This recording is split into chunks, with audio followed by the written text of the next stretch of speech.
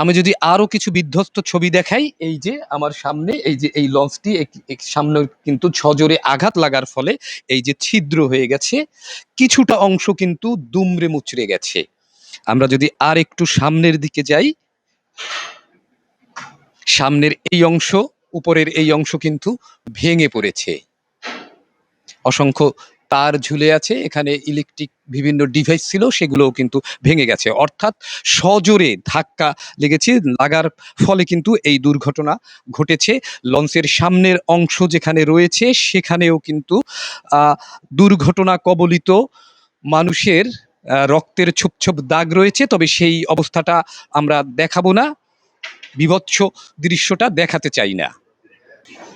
Adventure এই ৯ লঞ্চে করেই ঢাকা থেকে সমাবেশ শেষে ঝালকাঠিতে ফিরছিলেন অসংখ্য নেতাকর্মীরা।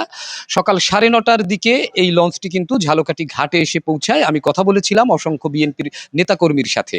তারা আমাকে জানিয়েছেন যে অ্যাডভেঞ্চার ৯ লঞ্চটিতে যে যাত্রীরা ছিল, নেতাকর্মীরা ছিলেন, তাদের কিন্তু কেউ এখন পর্যন্ত আহত হয়নি বা আহত হওয়ার খবর পাওয়া যায়নি। অর্থাৎ জাকির সম্রাট নামের যে লঞ্চটি ছিল সেই লঞ্চেই নিহত হওয়ার ঘটনা এবং আহত হওয়ার ঘটনা ঘটেছে। আর সর্বশেষ যদি বলি, এই দুর্ঘটনার ব্যাপারে পুলিশ এখন পর্যন্ত অ্যাডভেঞ্চার ৯ লঞ্চের ৪ জনকে জিজ্ঞাসাবাদের জন্য আটক করে থানায় নিয়ে গেছে, আর লঞ্চটিকেও কিন্তু পুলিশ আটক দেখিয়েছে। তো এই ছিল আমার কাছে মেঘনা নদীতে দুটি লঞ্চের মুখোমুখি সংঘর্ষের ঘটনায় ঝালকাঠি ঘাট থেকে সর্বশেষ খবর। পলাশ রায়, সময় সংবাদ, ঝালকাঠি।